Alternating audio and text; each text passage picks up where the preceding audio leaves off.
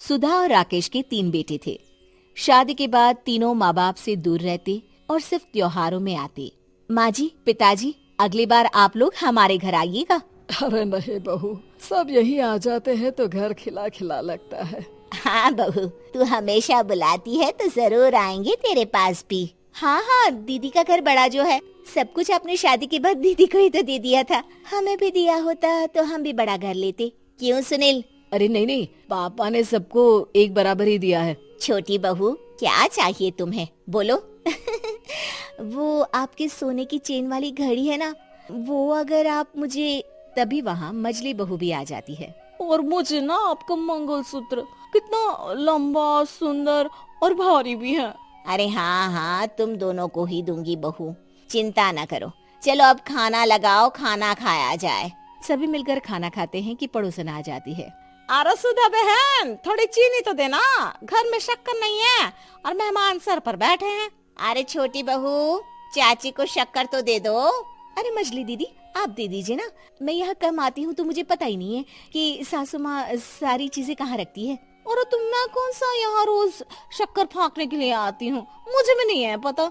तभी बड़ी बहू हाथ में चीनी की कटोरी लेकर आती है। चाची, शक्कर आप लोगों का बड़ा सहारा है माँ जी और पिताजी को, वरना हम लोग तो यहाँ रहते ही नहीं। आप जैसे पड़ोसी हैं तो हम निश्चिंत है। और जीती रहे बहू, अब तो ये घर पड़ोस कम परिवार ज्यादा लगता है।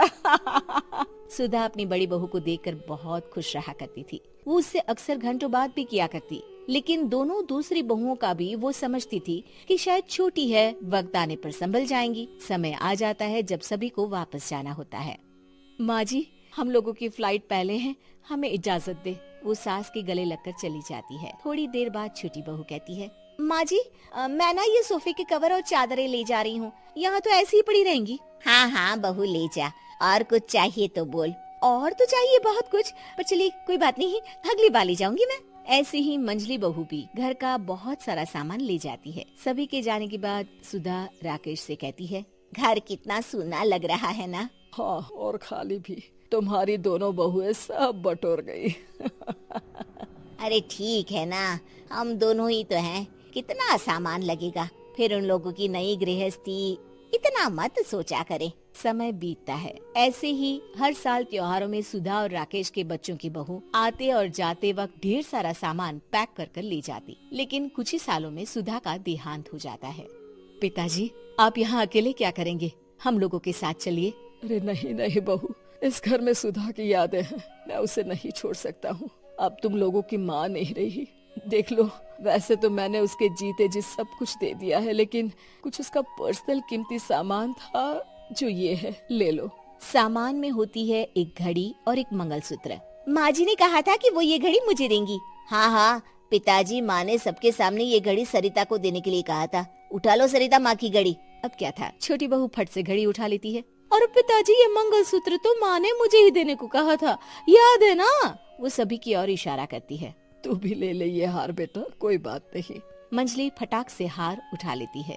ससुर बड़ी बहू की तरफ देखते हैं। तुझे क्या दूं बेटा? पिताजी, माँ ने एक चीज मेरे लिए भी रखी है। सभी के कान खड़े हो जाते हैं कि आखिर सास ने क्या रखा होगा बड़ी के लिए। अरे माँ जी तो दीदी से प्यार भी ज्यादा ही करती थी, हमेशा उनसे बात किया करती। जरूर कोई बड़ी और अपनी प्रिय चीज दी होगी दीदी को। और देख लेते हैं ना, वरना तो हम भी बराबर का बंटवारा करेंगे। हाँ हाँ, कर लेना बंटवारा। लेकिन बड़ी बहू बताओ तो, सुधा ने क्या रखा है तुम्हारे लिए? अभी तो हम लोग यही हैं पापा जी, जब जाने लगेंगे तो बता दूंगी। बड़ी बहू के मुंह से ये बात सुनकर बाकी दो बहुएं सोचने लगती हैं कि आखिर क्या है जो दीदी को सासू माँ देकर गई हैं। दीदी, ऐसा तो नहीं ना कि पूरे घर का आधा हिस्सा माँ बड़ी भाभी को देकर गई हो? तभी वहाँ ससुर आ जाते हैं। नहीं नहीं, ऐसा कुछ नहीं है। मकान तो तुम तीनों का बराबर से है। देखो, बड़ी बहू से तुम्हारी सास ज्यादा जुड़ी थी, न जाने क्यों घंटों बात किया करती थी। पता नहीं क्या देकर गई है उसे। और ससुर जी, आपको क्या पता, चालाकी से पूरे घर के पेपर में साइन करवा लिए हो, या फिर कोई छुपा गहना। आखिर मकान पूरा तो आपने सासू माँ के नाम ही कर रखा था ना। अब घर में ये सस्पेंस बन जाता है कि आखिर बड़ी बहू क्या लेकर जाएगी। फिर वो दिन भी आ जाता है जब बड़ी बहू के जाने का समय हो जाता है। बेटा, परसों तुम चली जाओगी, बताया नहीं माँ ने तुम्हें क्या दिया? घड़ी और हार जो बेशकीमती था और तुम्हारी सास को सबसे ज्यादा प्रिय था, उसका तो बंटवारा भी हो चुका है। अब तुम्हारी बारी। हाँ पिताजी, आज मैं ये बात बताने ही वाली थी।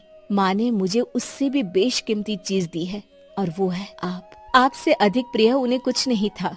माँ चाहती थी कि आप मेरे साथ रहें। चलिए पिताजी। बेटा, मेरे पास तो कोई पेंशन भी नहीं है और ना ही कोई प्रॉपर्टी।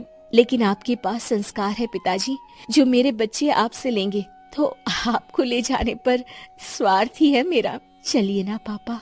सभी के सामने पिताजी बड़ी बहू और बेटे के साथ उनके घर चले जाते हैं।